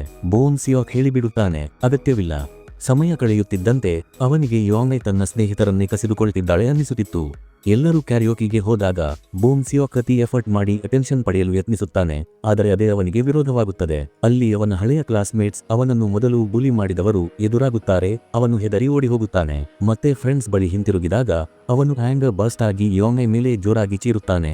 ನೀನು ಉದ್ದೇಶಪೂರ್ವಕವಾಗಿ ಗುಂಡಾಗಳಿಗೆ ನನ್ನ ಲೊಕೇಶನ್ ಕೊಟ್ಟೆ ಅಂತ ಆರೋಪ ಮಾಡುತ್ತಾನೆ. ಅವಳನ್ನು ಹೊಡೆಯಲು ಸಿದ್ಧನಾಗುತ್ತಾನೆ. ಆದರೆ ಬಾಕಿ ಫ್ರೆಂಡ್ಸ್ ಯೋಂಗ್ಗೆ ಸಪೋರ್ಟ್ ಕೊಡುತ್ತಾರೆ. ಇದರಿಂದ ಅವನು ಇನ್ನೂ ಬೇಸತ್ತಿ ಬಿಡುತ್ತಾನೆ. ಅಷ್ಟರಲ್ಲಿ ಆ ಗುಂಡಾಗಳು ಮತ್ತೆ ಎಂಟ್ರಿ ಕೊಡುತ್ತಾರೆ. ಈ ಸಲ ನೇರವಾಗಿ ಬೋಮ್ ಸಿಯಾಕ್ ಅನ್ನು ಕಿಡ್ನಾಪ್ ಮಾಡಲು. ಆದರೆ ಸಿಯೂನ್ ಧೈರ್ಯವಾಗಿ ಎದುರಿಗೆ ನಿಂತು ಹೇಳುತ್ತಾನೆ, ಕಳಚ್ಕೊಳ್ಳಿ ಇಲ್ಲಿಂದ, ಅವನನ್ನು ಒಬ್ಬಂಟಿ ಬಿಡಿ. ಮತ್ತು ಮುಂದಿನ ದಿನ ಬೋಮ್ ಸಿಯಾಕ್ ಆ ಸಮಯದಲ್ಲಿ ತುಂಬಾ ಬೇಸರದಿಂದ ಕೋಪದಿಂದ ಉರಿಯುತ್ತಿದ್ದ. ಯಾರಾದ್ರೂ ಸಿಕ್ಕರೆ ಗಟ್ಟಿಯಾಗಿ ಬೈದು ಹೊಡೆದು ಆ ಕೋಪ ಹಾಯಿಸಬೇಕೆಂಬಷ್ಟು ಸ್ಥಿತಿಯಲ್ಲಿದ್ದ. ಆದರೆ ಕ್ಲಾಸ್ನ ಹುಡುಗರಿಗೆ ಅವನ ಮಾತಿಗೆ ಅಷ್ಟೇನೂ ಭಯ ಇರಲಿಲ್ಲ, ಏಕೆಂದ್ರೆ ಅವರಿಗೆ ಗೊತ್ತು ನಿಜವಾದ ಸ್ಟ್ರಾಂಗ್ ಅಂದ್ರೆ ಸುಹೋ. ಆದ್ರೂ ಕೂಡ ಬೋಮ್ ಸಿಯಾಕ್ ಎಲ್ಲರಿಗೂ ಹೊಡೆಯೋದು ಮುರಿಯೋದು ಅಂತ ಬೆದರಿಸುತ್ತಲೇ ಇರ್ತಾನೆ. ಅಷ್ಟರಲ್ಲಿ ಸುಹೋ ಅವನನ್ನು ಶಾಂತಗೊಳಿಸೋಕೆ ಬರುತ್ತಾನೆ. ಆದ್ರೆ ಸೀನ್ ರಿವರ್ಸ್ ಆಗಿ ಇಬ್ಬರ ಮಧ್ಯೆ ಭಾರಿ ವಾಗ್ವಾದ ಶುರುವಾಗುತ್ತದೆ. ಮುಂದಿನ 2 ದಿನ ಬೋಮ್ ಸಿಯಾಕ್ ಶಾಲೆಗೆ ಬರೋದನ್ನೇ ಬಿಟ್ಟು ಬಿಡುತ್ತಾನೆ. ಇದರಿಂದ ಅವನ ಸ್ನೇಹಿತರಿಗೆ ಚಿಂತೆ ಶುರುವಾಗುತ್ತದೆ. ಹೀಗಾಗಿ ಸಿಯೂನ್ ಮತ್ತು ಸುಹೋ ಅವನ ಮನೆಗೆ ಹೋಗುತ್ತಾರೆ. ಬೋಮ್ ಸಿಯಾಕ್ ಅಚ್ಚರಿ ಪಡುತ್ತಾನೆ. ಆದರೆ ಒಳಗೊಳಗೆ ಸಂತೋಷ ಆಗುತ್ತೆ. ಅವನ ಫ್ರೆಂಡ್ಸ್ ಅವನನ್ನು ನೋಡ್ಕೋಕೆ ಬಂದಿದ್ದಾರೆ ಅಂದರೆ. ಅವನು ಹೀಗೆ ಏಕೆ ಮಾಡ್ತಿದ್ದಾನೆ ಅಂತ ಕೇಳಿದಾಗ ಬೋಮ್ ಸಿಯಾಕ್ ಮನಸೊತ್ತಂತೆ ಕುಸಿದು ಹೋಗುತ್ತಾನೆ. ಅವನು ಹೇಳುತ್ತಾನೆ ಹಿಂದಿನ ಶಾಲೆಯಲ್ಲಿ ತಾನೇನು ಎಷ್ಟು ಕ್ರೂರಿಯಾಗಿ ಬುಲಿಯಾಗಿದ್ದ, ಆದರೆ ಏನೂ ಮಾಡೋಕ್ಕಾಗಲಿಲ್ಲ ಏಕೆಂದರೆ ಅವನ ತಂದೆ ಹೇಳಿದ್ದೆ ಯಾವುದೇ ಹಂಗಾಮ ಬೇಡ ಅಂತ. ಇದನ್ನ ಕೇಳಿದ ಸುಹೋ ಹೇಳುತ್ತಾನೆ, ಅವರಿಗೆ ಕಾಲ್ ಮಾಡು, ನಾನು ಅವರಿಂದ ನಿನ್ನ ಬಳಿ ಕ್ಷಮೆ ಕೇಳಿಸಿಸ್ತೀನಿ. ಎಲ್ಲರೂ ಕರೋಕೆ ಹಾಲ್ನಲ್ಲಿ ಮೀಟ್ ಆಗ್ತಾರೆ. ಮೊದಲು ಆ ಬುಲಿಯಸ್ ಕ್ಷಮೆ ಕೇಳೋದನ್ನೇ ನಿರಾಕರಿಸ್ತಾರೆ. ಅದಕ್ಕೆ ಬದಲಾಗಿ ಮತ್ತೆ ಅವನನ್ನೇ ಬೆದರಿಸ್ತಾರೆ. ಆದರೆ ಆ ಕ್ಷಣ ಸುಹೋ ಮುಂದೆ ಬಂದು ನೇರವಾಗಿ ಅವರನ್ನು ಬಲವಂತ ಮಾಡುತ್ತಾನೆ ಬೋಮ್ ಸಿಯಾಕ್ ಹತ್ತಿರ ಕ್ಷಮೆ ಕೇಳೋಕೆ. ಆದರೆ ಬೋಮ್ ಸಿಯಾಕ್ಗೆ ಕೇವಲ ಕ್ಷಮೆ ಸಾಕಾಗುವುದಿಲ್ಲ, ಅವನಿಗೆ ಬೇಕಾಗಿದ್ದು ಬದ್ಲೆ. ಅವನು ಸ್ವತಃ ಅವರನ್ನು ಹೊಡೆದು ಕೀಳಾಗಿಸಬೇಕು ಅಂತ. ಆದರೆ ಸಿಯೂನ್ ಮತ್ತು ಬೇರೆ ಫ್ರೆಂಡ್ಸ್ ಹೇಳುತ್ತಾರೆ ಇದು ಲಿಮಿಟ್ ಮೀರುತ್ತಿದೆ. ಬೋಮ್ ಸಿಯಾಕ್ ಸಂಪೂರ್ಣ ಬಂಡಾಯಗೊಳ್ಳುತ್ತಾನೆ. ಸುಹೋ ಅವನನ್ನು ಎಳೆದುಕೊಂಡು ಹೊರಗೆ ಹೋಗುತ್ತಾನೆ. ಅಲ್ಲಿ ಇಬ್ಬರ ನಡುವೆ ಭಾರಿ ಜಗಳ. ಬೋಮ್ ಸಿಯಾಕ್ ಕೋಪದಲ್ಲಿ ಕೂಗುತ್ತಾನೆ, ನಾವು ಎಂತೂ ಸ್ನೇಹಿತರೇ ಅಲ್ಲ. ಮೇಲೆ ಅವನು ಸುಹೋಗೆ ಹಣ ಕೊಟ್ಟು ಆ ಬುಲಿಯಸ್ನು ಹೊಡೆಯೋಕೆ ಹೈರ್ ಮಾಡೋಕೆ ಯತ್ನಿಸ್ತಾನೆ. ಇದನ್ನು ಕೇಳಿದ ತಕ್ಷಣ ಸುಹೋನ ಆಕ್ರೋಶ ಗರಿಷ್ಠ ಮಟ್ಟಕ್ಕೆ ತಲುಪಿ ಅವನು ನೇರವಾಗಿ ಬೋಮ್ ಸಿಯಾಕ್ ಮೇಲೆ ದಾಳಿ ಮಾಡುತ್ತಾನೆ. ಮಧ್ಯೆ ಸಿಯೂನ್ ತಡೆಗಟ್ಟುತ್ತಾನೆ. ಇದಾದ ನಂತರ ಬೋಮ್ ಸಿಯಾಕ್ ಒಬ್ಬನೇ ಹೊರಟು ಹೋಗುತ್ತಾನೆ. ಸ್ವಲ್ಪ ಸಮಯದ ನಂತರ ಅವನ ಹಿಂದಿನ ಶಾಲೆಯ ಗುಂಡಾಗಳು ಅವನನ್ನು ಫಾಲೋ ಮಾಡ್ತಾರೆ. ಆದರೆ ಈ ಬಾರಿ ಎಷ್ಟು ಅದೃಷ್ಟ ಅವನ ಜೊತೆ ಇರುತ್ತದೆ. ಮಧ್ಯೆ ಅವನ ಪ್ರಸ್ತುತ ಕ್ಲಾಸ್ಮೇಟ್ಸ್ ಸಿಗುತ್ತಾರೆ ಮತ್ತು ಈ ಬಾರಿ ಅವರು ಅವನನ್ನು ಟೀಕಿಸುವ ಬದಲು ಅವನ ಬೆನ್ನಿಗೆ ನಿಂತುಕೊಳ್ಳುತ್ತಾರೆ. ಕೇವಲ ನಿಲ್ಲೋದಷ್ಟೇ ಅಲ್ಲ, ಒಟ್ಟಾಗಿ ಆ ಬುಲಿಯರ್ಸ್ಗೆ ಪಾಠ ಕಲಿಸುತ್ತಾರೆ. ಈ ಗೆಲುವಿನ ನಂತರ ಅವರು ಬೋಮ್ ಸಿಯಾಕ್ ಅನ್ನು ತಮ್ಮ ಗ್ರೂಪಿನಲ್ಲಿ ಸೇರಿಸಿಕೊಂಡು ಡಿಸ್ಕೋ ಪಾರ್ಟಿಗೆ ಕರೆದುಕೊಂಡು ಹೋಗುತ್ತಾರೆ. ಬೋಮ್ ಸಿಯಾಕ್ ಎಲ್ಲರಿಗೂ ಡ್ರಿಂಕ್ಸ್ ತರುತ್ತಾನೆ. ಇದರಿಂದ ಎಲ್ಲರೂ ಅವನಿಗೆ ಇನ್ನಷ್ಟು ರೆಸ್ಪೆಕ್ಟ್ ಕೊಡುತ್ತಾರೆ. ನಂತರ ಇನ್ಸ್ಟಾ ನಲ್ಲಿ ಒಬ್ಬರನ್ನೊಬ್ಬರು ಫಾಲೋ ಮಾಡ್ತಾರೆ. ಬೋಮ್ ಸಿಯಾಕ್ಗೆ ಅನ್ಸುತ್ತೆ ಇವರೇ ನನ್ನ ನಿಜವಾದ ಫ್ರೆಂಡ್ಸ್. ಮುಂದಿನ ದಿನ ಅವನು ಕ್ಲಾಸ್ಗೆ ನಶೆ ಹಿಡಿದ ಸ್ಥಿತಿಯಲ್ಲಿ ಎಂಟ್ರಿ ಕೊಡುತ್ತಾನೆ. ಸಿಯೂನ್ ಏನಾಯ್ತು ಅಂತ ಕೇಳಿದಾಗ ಅವನು ಇಗ್ನೋರ್ ಮಾಡಿ ತನ್ನ ಹೊಸ ಸ್ನೇಹಿತರ ಜೊತೆ ಹೋಗಿಬಿಡುತ್ತಾನೆ. ನಂತರ ಸಿಯೂನ್ ಮತ್ತು ಸುಹೋ ಅವನನ್ನು ಟೋಕು ಮಾಡ್ತಾರೆ. ಬಟ್ ಬೋಮ್ ಸಿಯಾಕ್ ಹೇಳುತ್ತಾನೆ, ನೀವೆಂದು ನನ್ನನ್ನು ಸ್ನೇಹಿತ ಅಂತ ಒಪ್ಪಲಿಲ್ಲ, ಆದ್ದರಿಂದ ನಾನು ಕೂಡ ಈಗ ನಿಮಗೆ ಫ್ರೆಂಡ್ ಅಂತ ಒಪ್ಪೋದಿಲ್ಲ. ನಂತರ ಅವನು ಇನ್ನೊಂದು ಪಾರ್ಟಿಗೆ ಹೋಗುತ್ತಾನೆ. ಅಲ್ಲಿ ಅವನಿಗೆ ಯೋಂಗ್ ಬಿನ್ ಸಿಗುತ್ತಾನೆ. ಅವನು ಹೇಳುತ್ತಾನೆ, ನಾವು ಈಗ ಸ್ನೇಹಿತರಾಗಬಹುದು ಏಕೆಂದ್ರೆ ಈಗ ನಮಗೆ ಒಂದು ಕಾಮನ್ ಎನಿಮಿ ಇದೆ. ಆದ್ರೆ ಅತ್ತ ಸಿಯೂನ್ ಶಾಲೆಯಿಂದ ಹೊರಬರುತ್ತಿದ್ದಾಗ ಅವನ ಅಣ್ಣ ಅವನನ್ನು ಹಿಡಿದು ಕೆಲಸಕ್ಕೆ ತನ್ನ ಜೊತೆ ಕರೆದುಕೊಂಡು ಹೋಗುತ್ತಾನೆ. ಸ್ವಲ್ಪ ಸಮಯ ಕಳೆಯೋಕೆ ಸಿಯೂನ್ ಕಾಳಜಿ ಮಾಡುತ್ತಾನೆ ಬೋಮ್ ಸಿಯಾಕ್ನ ಹೊಸ ಸ್ನೇಹಿತರು ಅವನನ್ನು ಬಳಸಿಕೊಳ್ತಿದ್ದಾರೆ ಎಂದು. ಆದರೆ ಸುಹೋ ಹೇಳುತ್ತಾನೆ, ಅವನು ಯಾರಿಗಾದ್ರೂ ಬಳಸಿಸಿಕೊಳ್ತಿಲ್ಲ, ವಾಸ್ತವದಲ್ಲಿ ಅವನೇ ಅವರನ್ನು ಬಳಸಿಕೊಳ್ತಿದ್ದಾನೆ ತನ್ನನ್ನು ಪಾಪ್ಯುಲರ್ ಅನ್ನಿಸಿಕೊಳ್ಳೋಕೆ. ಮರುದಿನ ಬೋಮ್ ಸಿಯಾಕ್ ತನ್ನ ಸೀಟ್ ಬದಲಾಯಿಸುತ್ತಾನೆ. ಆಗ ಸಿಯೂನ್ ಅವನ ಹೊಸ ಸ್ನೇಹಿತರನ್ನು ಬೆದರಿಸುತ್ತಾನೆ, ನೀವು ಅವನನ್ನು ಯೂಸ್ ಮಾಡ್ಬೇಕೆಂದರೆ ಇದು ಚೆನ್ನಾಗಿರೋದಿಲ್ಲ. ಆದರೆ ಸುಹೋ ಹೇಳುತ್ತಾನೆ, ನೀನು ಸಹಾಯ ಮಾಡೋಕ್ಕಾಗೋದಿಲ್ಲ ಯಾರಿಗಾದ್ರೂ, ಅವನಿಗೆ ತಾನೇ ಸಹಾಯ ಮಾಡಬೇಕು ಅನ್ನಿಸುವವರೆಗೂ. ಮಧ್ಯಾಹ್ನ ಕ್ಯಾಫೆಟೀರಿಯಾದಲ್ಲಿ ಆ ಹೊಸ ಗುಂಡಾಗಳು ಲೈನ್ ಬ್ರೇಕ್ ಮಾಡೋಕೆ ಯತ್ನಿಸ್ತಾರೆ. ಬಟ್ ಸುಹೋ ನೇರವಾಗಿ ಹೋರಾಡಿ ಎಲ್ಲರನ್ನೂ ಲೈನಿಗೆ ನಿಲ್ಲಿಸುತ್ತಾನೆ ಮತ್ತು ಎಲ್ಲರೂ ಒಪ್ಪುತ್ತಾರೆ, ಬೋಮ್ ಸಿಯಾಕ್ ಹೊರತುಪಡಿಸಿ. ಅವನಿಗೆ ತಾನೇ ಎಲ್ಲರಿಗಿಂತ ಮೇಲೂ ಅನ್ನಿಸುತ್ತಿತ್ತು. ಆದ್ದರಿಂದ ಸುಹೋ ಇನ್ನೂ ಬೇರೆ ದಾರಿ ಇಲ್ಲದೆ ನೇರವಾಗಿ ಒಂದು ಝಪ್ಪೆ ಕೊಟ್ಟು ಬಿಡುತ್ತಾನೆ. ಇದನ್ನ ನೋಡಿ ಬೂಮ್ ಸಿಯೋಕ್ ಒಳಗಿಂದ ಕದನಕ್ಕೆ ರೆಡಿಯಾಗುತ್ತಾನೆ. ಬಟ್ ನಿಜ ಅಂದ್ರೆ ಅವನು ಇನ್ನು ಒಳಗೆ ತುಂಬಾ ದುರ್ಬಲನಾಗಿದ್ದ. ಬೂಮ್ ಸಿಯೋಕ್ಗೆ ಗೊತ್ತಿತ್ತು ಸೂಹೋ ವಿರುದ್ಧ ನಿಂತು ಬಿಡೋದು ಅವನಿಂದ ಆಗೋದಿಲ್ಲ. ಅದಕ್ಕಾಗಿ ಅವನು ಮತ್ತು ಅವನ ಹೊಸ ಗ್ಯಾಂಗ್ ಒಂದು ಪ್ಲಾನ್ ಹಾಕ್ತಾರೆ. ಅವರು ಯಾಂಗ್ ಬಿನ್ ನ ಒಬ್ಬ ಸ್ನೇಹಿತನನ್ನ ಹೈರ್ ಮಾಡ್ತಾರೆ. ಅವನು ಸದ್ಯದಲ್ಲೇ ಪ್ರೊಫೆಷನಲ್ ಫೈಟರ್ ಆಗುವನಾಗಿದ್ದ. ಅವನಿಗೆ ಒಟ್ಟಾರೆ $1 ಮಿಲಿಯನ್ ಆಫರ್ ಕೊಟ್ಟಾರೆ ಒಂದೇ ಕೆಲಸಕ್ಕಾಗಿ ಸೂಹೋಗೆ ಒಂದು ಭರ್ಜರಿ ಲೆಸನ್ ಕಲಿಸೋದಕ್ಕೆ. ಆದರೆ ಪ್ರಾಬ್ಲಮ್ ಏನೆಂದರೆ ಸೂಹೋ ಈ ಫೈಟರ್ ಅನ್ನೇ ಹಿಂದಿನಿಂದಲೇ ಒಮ್ಮೆ ಕಿತ್ತೂರ ಬಿದ್ದಿದ್ದ. ಹೀಗಾಗಿ ಈ ಬಾರಿ ಅವನಿಗೆ ಒಂದು ಏಡ್ ಕೊಡೋದಕ್ಕೆ ಬೂಮ್ ಸಿಯೋಕ್ ಮತ್ತು ಗ್ಯಾಂಗ್ ಒಂದು ದೊಡ್ಡ ಕ್ರೇಜಿ ಪ್ಲಾನ್ ಹಾಕ್ತಾರೆ. ಸೂಹೋನ ಬೈಕ್ ಬ್ರೇಕ್ ಕಟ್ ಮಾಡಿಬಿಡ್ತಾರೆ. ಹೀಗೆ ಆಕ್ಸಿಡೆಂಟ್ ಆಗಿ ಅವನು ಗಾಯಗೊಂಡರೆ ಫೈಟ್ ಪ್ರಾಪರ್ಲಿ ಮಾಡೋದಕ್ಕೆ ಆಗಲ್ಲ ಅಂತ ಸೂಹೋ ಅಂತರಂಗದಲ್ಲಿ ಆಲ್ರೆಡಿ ಅರಿತುಕೊಂಡಿದ್ದ ಇದ್ರ ಹಿಂದೆ ಯಾರಿದ್ದಾರೆ ಅಂತ. ಬಟ್ ಅವನು ಸಿಯೂನ್ಗೆ ಟೆನ್ಷನ್ ಕೊಡಬಾರದು ಅಂದುಕೊಂಡು ಏನೂ ಗೊತ್ತಿಲ್ಲ ಅನ್ನೋ ಹಾಗೆ ಆಕ್ಟಿಂಗ್ ಮಾಡ್ತಾನೆ. ಸ್ವಲ್ಪ ದಿನ ಕಳೆದ ಮೇಲೆ ಬರುತ್ತದೆ ಒಂದು ಸ್ಪೆಷಲ್ ಡೇ, ಸೂಹೋನ ಬರ್ತ್ಡೇ. ಮತ್ತು ಇದೇ ದಿನ ಬೂಮ್ ಸಿಯೋಕ್ ಮತ್ತು ಅವನ ಸ್ನೇಹಿತರು ಅವನ ಮೇಲೆ ಅಟ್ಯಾಕ್ ಮಾಡಲು ಪ್ಲಾನ್ ಹಾಕ್ತಾರೆ. ಬೂಮ್ ಸಿಯೋಕ್ ಅವನಿಗೆ ಕಾಲ್ ಮಾಡ್ತಾನೆ. ಬಟ್ ಸೂಹೋ ಅವನನ್ನ ಮೊದಲೇ ಬ್ಲಾಕ್ ಮಾಡಿಟ್ಟಿದ್ದ. ಹೀಗಾಗಿ ಈಗ ಅವನು ಯೋಂಗೆ ಕಾಲ್ ಮಾಡ್ತಾನೆ. ಸುಮ್ಮನೆ ಸಕ್ಕರೆ ಲೇಪ ಹಚ್ಚಿ ನಾನು ಮತ್ತೆ ಎಲ್ಲರ ಜೊತೆ ಒಟ್ಟಿಗೆ ಸೇರಬೇಕು, ಸೂಹೋಗೆ ಒಂದು ಗಿಫ್ಟ್ ಕೊಡಬೇಕು, ನನಗೆ ನಿನ್ನ ಹೆಲ್ಪ್ ಬೇಕು ಅಂತ. ಯೋಂಗ್ ಎಲ್ಲರೂ ಮತ್ತೆ ಒಟ್ಟಿಗೆ ಬಾರಬೇಕು ಅಂತ ಮನಸಾರೆ ಬಯಸುತ್ತಿದ್ದಳು. ಹಾಗಾಗಿ ಬೂಮ್ ಸಿಯೋಕ್ನ ಮಾತು ನಂಬಿಬಿಟ್ಟಾಳೆ. ಆದರೆ ಇದರ ಹಿಂದೆ ನಡೆಯುತ್ತಿದ್ದದ್ದು ಒಂದು ಭೀಕರ ಸಾಜಿಶ್. ನಂತರ ಸೂಹೋಗೆ ಒಂದು ಮೆಸೇಜ್ ಬರುತ್ತದೆ. ಬಟ್ ಅದು ಮೊದಲು ಸಿಯೂನ್ ಕೈಗೆ ಸಿಗುತ್ತದೆ. ಸಿಯೂನ್ ಮೆಸೇಜ್ ಡಿಲೀಟ್ ಮಾಡಿಬಿಟ್ಟಾನೆ ಮತ್ತು ಸೂಹೋಗೆ ನೀನು ಟೆನ್ಷನ್ ತೆಗೆದುಕೊಳ್ಳಬೇಡ, ಊಟ ಮಾಡು, ನಾನು ಸ್ವಲ್ಪ ಹೊತ್ತಲ್ಲಿ ಬರ್ತೀನಿ ಅಂತ ಹೇಳಿಬಿಡ್ತಾನೆ. ಅವನು ಅಲ್ಲಿ ಹೋಗಿ ಫುಲ್ ಏರಿಯಾ ಅನ್ನು ಅಬ್ಸರ್ವ್ ಮಾಡಿ ಎಸ್ಕೇಪ್ ಆಗೋ ಸ್ಟ್ರಾಟಜಿ ಬಿಲ್ಡ್ ಮಾಡ್ತಾನೆ. ನಂತರ ಅವನು ನೇರವಾಗಿ ಆ ಗುಂಡಾಗಳ ಬಳಿಗೆ ಹೋಗ್ತಾನೆ. ಅವರಿಗೆ ಸೂಹೋ ಬರುತ್ತಾನೆ ಅನ್ನೋ ನಿರೀಕ್ಷೆ. ಬೂಮ್ ಸಿಯೋಕ್ ಅವನನ್ನು ನೋಡಿ ತಡಕಾಡಿಬಿಡ್ತಾನೆ. ನೀನು ಹಿಂತಿರುಗು ಅಂತ ಹೇಳ್ತಾನೆ. ಆದರೆ ಯಾಂಗ್ ಬಿನ್ ಈಗ ಯಾವುದೇ ಪ್ರೈಸ್ಗೂ ಸಿಯೂನ್ ನನ್ನು ಬಿಡುವುದೇ ಇಲ್ಲ ಅಂತ ನಿಂತುಕೊಳ್ಳುತ್ತಾನೆ. ಸಿಯೂನ್ ತಕ್ಷಣ ಓಡಾಟ ಶುರು ಮಾಡುತ್ತಾನೆ. ತಾನು ಹಾಕಿಕೊಂಡಿರುವ ಮೈಂಡ್ ಗೇಮ್ ಸ್ಟ್ರಾಟಜಿ ಮೂಲಕ ಹಲವರಿಂದ ತಪ್ಪಿಸಿಕೊಳ್ಳುತ್ತಾನೆ. ಆದರೆ ಕೊನೆಯಲ್ಲಿ ಗುಂಪಿನ ಸಂಖ್ಯೆ ತುಂಬಾ ಹೆಚ್ಚಾಗಿ ಬಿಡುತ್ತದೆ. ಆದರೂ ಸಿಯೂನ್ ತನ್ನ ದಿಮ್ಮಿ ಮತ್ತು ಗಟ್ಸ್ ಬಳಸಿ ಅನೇಕರನ್ನು ಹೊಡೆದುರುಳಿಸುತ್ತಾನೆ. ಆದರೆ ಆಗ ಎಂಟ್ರಿ ಕೊಡುವನು ಆ ಫೈಟರ್. ಅವನು ಬಂದ ತಕ್ಷಣ ಎಲ್ಲರೂ ಅವನ ಹಿಂದೆ ಅಡಗಿಬಿಡುತ್ತಾರೆ. ಅವನು ನಿಜವಾಗಿಯೂ ಪವರ್ ಹೌಸ್. ಸಿಯೂನನ್ನು ಕೇವಲ 2 ಮೂವ್ಗಳಲ್ಲಿ ನೆಲಕ್ಕುರುಳಿಸುತ್ತಾನೆ. ಯೋಂಗ್ ಬಿನ್ ಮುಂದೆ ಬಂದು ಅವನನ್ನು ಕೊನೆಗೂ ಮುಗಿಸೋಕೆ ಮುಂದಾಗುತ್ತಾನೆ. ಬಟ್ ಬೂಮ್ ಸಿಯೋಕ್ ಇವನಿಗೆ ಇದರಲ್ಲಿ ಯಾವ ಸಂಬಂಧವೂ ಇಲ್ಲ ಅಂತ ತಡೆ ಹಿಡಿಯಲು ಯತ್ನಿಸುತ್ತಾನೆ. ಆದರೆ ಅವನ ಹೊಸ ಸ್ನೇಹಿತ ನೇರವಾಗಿ ಹೇಳಿಬಿಡುತ್ತಾನೆ, ನೀನು ಈಗ ಒಂದು ಸೈಡ್ ಚೂಸ್ ಮಾಡಬೇಕು. ಬೂಮ್ ಸಿಯೋಕ್ ಸುಮ್ಮನೆ ನಿಂತುಕೊಂಡೇ ಇರುತ್ತಾನೆ. ಎಲ್ಲರ ಮುಂದೆ ಸಿಯೂನ್ ಕ್ರೂರಿಯಾಗಿ ಹೊಡೆಸಿಕೊಳ್ಳುತ್ತಾ ಇದ್ದರು. ಈ ಭಯಾನಕ ಫೈಟ್ ಮಧ್ಯೆ ಯೋಂಗ್ ಪೊಲೀಸರಿಗೆ ಕಾಲ್ ಮಾಡಿದ್ದಳು. ಪೊಲೀಸ್ ಬಂತು ಅಂದ್ರೆ ಎಲ್ಲ ಗುಂಡಾಗಳು ಅಲ್ಲಿಂದ ಓಡಿಬಿಡುತ್ತಾರೆ. ಸಿಯೂನ್ಗೆ ಹೋಶ್ ಬಂದಾಗ ಅವನು ತುಂಬಾ ಗಂಭೀರವಾಗಿ ಗಾಯಗೊಂಡಿದ್ದ. ಯೋಂಗ್ ಪೊಲೀಸ್ಗೆ ಎಲ್ಲಾ ಸತ್ಯ ಹೇಳ್ತಿದ್ದಳು. ಬಟ್ ಸಿಯೂನ್ ಅವಳನ್ನು ನಿಲ್ಲಿಸಿ ಏನು ಹೇಳಬೇಡ ಅಂತ ಹೇಳಿಬಿಡುತ್ತಾನೆ.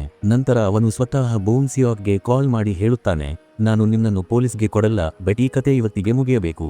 ಮರುದಿನ ಸಿಯೂನ್ನ ತಂದೆ ಅವನಿಗೆ ಈ ಎಲ್ಲಾ ಗಾಯಗಳು ಹೇಗೆ ಆಯಿತು ಅಂತ ಕೇಳುತ್ತಾರೆ. ಸಿಯೂನ್ ಸುಳ್ಳು ಹೇಳುತ್ತಾನೆ, ನಾನು ಮೆಟ್ಟಿಲಿಂದ ಬಿದ್ದೆ ಅಂತ.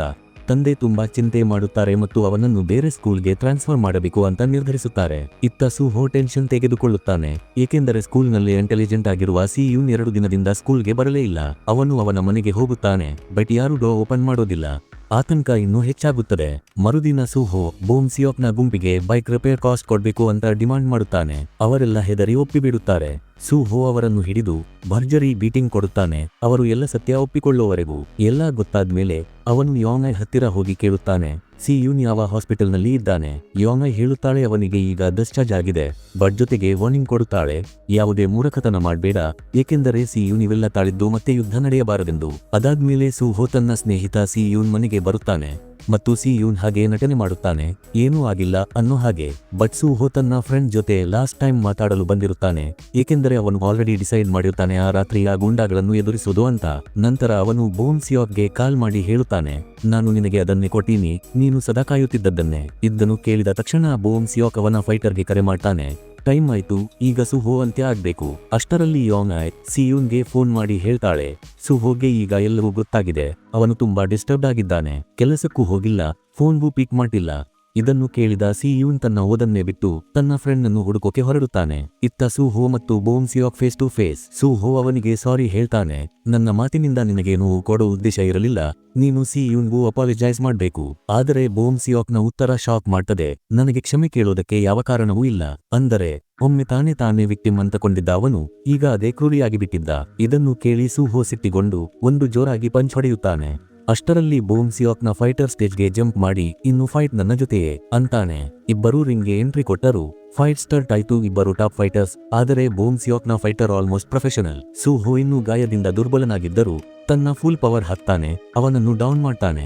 ಜಸ್ಟ್ ಅವನು ಫಿನಿಶಿಂಗ್ ಮೂವ್ ಕೊಡೋಕೆ ಸಿದ್ಧವಾಗಿದ್ದಾಗ ಹಿಂಬದಿಯಿಂದ ಒಬ್ಬ ಗುಂಡ ಬಂದು ಭೀಕರ ಕಿಕ್ ಹೊಡೆಯುತ್ತಾನೆ. ಸೂಹೋ ಡೌನ್. ತಕ್ಷಣ ಬೋಮ್ ಸಿಯೋಕ್ ರಿಂಗ್ಗೆ ಬಂದು ಅವನ ತಲೆಯ ಮೇಲೆ ಕ್ರೂರಿಯಾಗಿ ಹೊಟ್ಟಾನೆ.